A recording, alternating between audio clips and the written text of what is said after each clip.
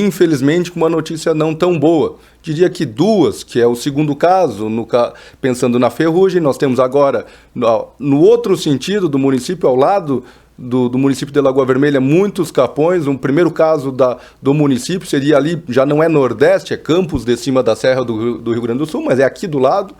Município vizinho com mais um caso. No entanto, um caso de ferrugem em uma soja mais tardia, uma soja começando a lourar. Para aquele que é agricultor, é produtor rural, sabe muito bem qual é a idade. Para aquele que é mais técnico, é uma soja em R7. No entanto, nós temos também essa questão da seca. Aí sim, essa preocupa atualmente mais do que esse segundo caso da ferrugem. A ausência de chuva vem reduzindo a produtividade das lavouras. Tivemos a constatação de incidência da ferrugem da soja, primeiramente em Ciríaco, conforme destaquei na abertura. Agora já se verifica em muitos capões e, ao que parece, em outros municípios também. Perfeito, Ademar. Nós tínhamos aí no final do mês passado, no final de janeiro, apenas o caso de Ciríaco.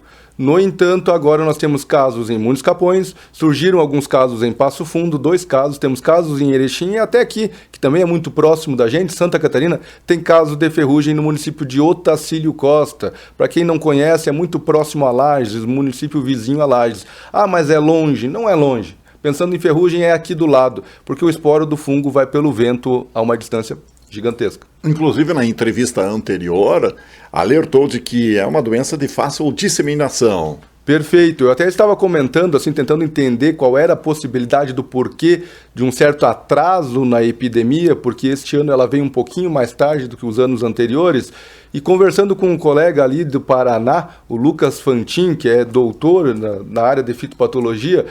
Este foi o primeiro ano que o país vizinho, o Paraguai, ele teve vazio sanitário.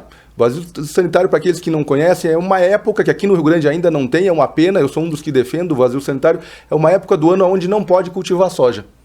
O produtor, a partir daquela data, pode cultivar. Foi a primeira vez que o Paraguai fez vazio sanitário, que foi instituído no nosso colega aqui ao lado, e isso talvez nos ajudou, porque eles começavam com a soja muito cedo, e quanto mais cedo você tem cultivo de soja, pior são as lavouras mais tarde, que na verdade nós somos uma região que cultiva a soja um pouco mais tarde, pensando em sul do país, uma região um pouquinho mais de altitude.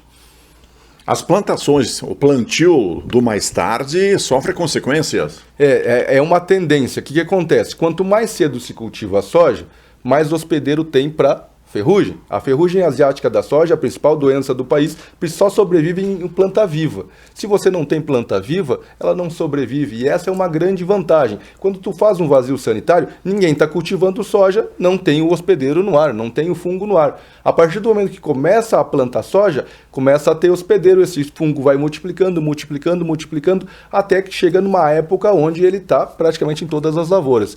Consequentemente, Ademar, quanto mais tarde se plantar soja, maior o risco de ter epidemia de ferrugem, porque tu vai plantar uma soja num ambiente onde tem muita ferrugem no ar, e é justamente a nossa região. É uma região que planta soja em final de outubro, início de novembro, segunda, terceira semana de novembro, aonde praticamente todo o país já tem soja plantada.